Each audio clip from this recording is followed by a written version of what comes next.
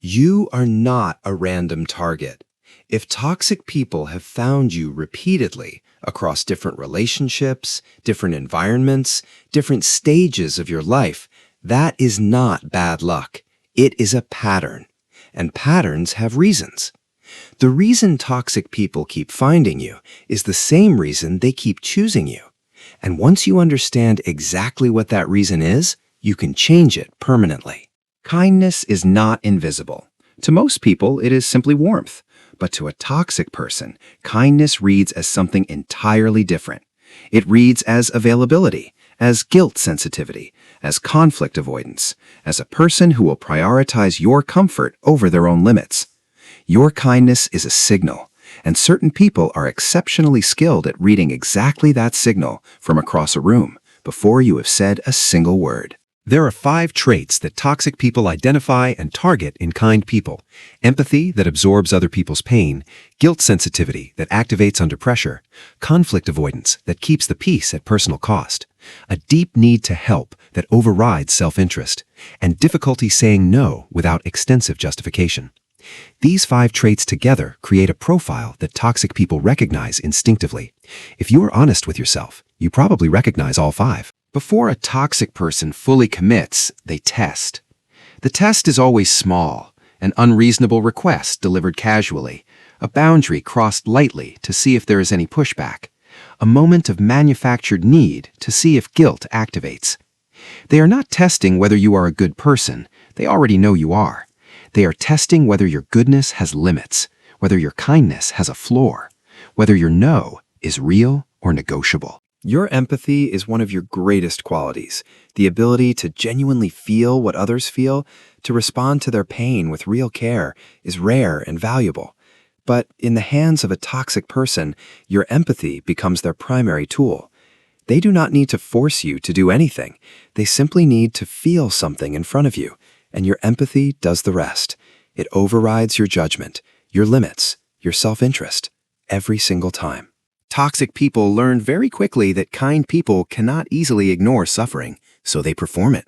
The crisis that arrives precisely when you are about to create distance.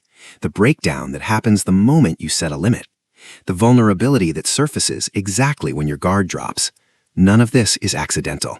It is a calculated application of your most reliable quality against your most important interest. Your care for others used as a lever against yourself. The most revealing moment in any relationship with a toxic person is the first time you say no. Not the second or third time, the first. Because the first no strips away everything that was performed up until that point. A person who genuinely cares about you will accept your no. They may be disappointed, but they will accept it. A toxic person will not. They will escalate. Guilt, anger, withdrawal, punishment. Watch that first no carefully. It tells you everything. One of the most effective tools toxic people use against kind people is reframing. Your boundary becomes selfishness. Your limit becomes cruelty. Your need for space becomes abandonment. Your no becomes a personal attack. They take the most reasonable and healthy things you could do for yourself and reframe them as evidence of your failure as a person. And because you are kind, because you genuinely care about being good, the reframe lands every time, until you learn to see it for what it is. There is a specific exhaustion that comes from a relationship with a toxic person. It is different from normal tiredness. It is the exhaustion of someone who has been giving consistently to a person who takes consistently and never reciprocates. The imbalance is not accidental. It is the design. You were never meant to feel full in this relationship. Full people have energy to leave. Empty people stay and keep giving. That is the architecture, and it was built deliberately. Toxic people do not target other toxic people. 2 toxic people in a relationship create immediate conflict and mutual destruction. So toxic people seek kind people specifically, because kind people absorb, kind people accommodate, kind people make space, kind people stay.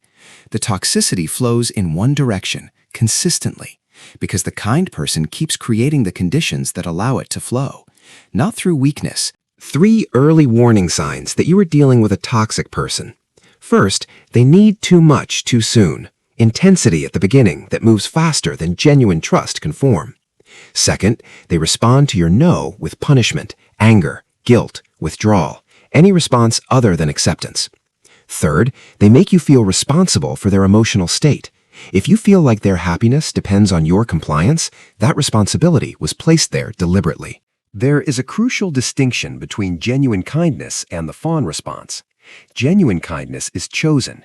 It comes from strength and genuine care. It has natural limits you can feel and respect. The fawn response is automatic. It is a trauma response that overrides your judgment and limits in the presence of someone who feels threatening or demanding. Toxic people do not need your genuine kindness. They need the fawn response, because the fawn response has no floor. Your kindness is not the problem. The problem is not that you are too kind. The problem is that your kindness has been operating with adequate protection. A garden without a fence does not need fewer flowers, it needs a fence. Your kindness is valuable. It is worth protecting. The solution is not to become cold or guarded. It is to build the structure that keeps what is valuable, valuable. Protect the kindness. Build the wall. No is a complete sentence. Every time you explain your no, justify your no, apologize for your no, you invite negotiation, and toxic people are exceptionally skilled negotiators. They will find the crack in every justification. They will locate the guilt in every explanation. The unexplained no removes all of that. It gives them nothing to work with, nothing to negotiate against, just a closed door. And a closed door is the only boundary that actually holds. Ask yourself this honestly. Do you feel responsible for this person's emotional state? Do you monitor their mood? Do you adjust your behavior to manage their feelings? Do you feel guilty when they are unhappy, regardless of whether you caused it? If yes, that sense of responsibility was not yours originally. It was transferred to you, gradually, deliberately.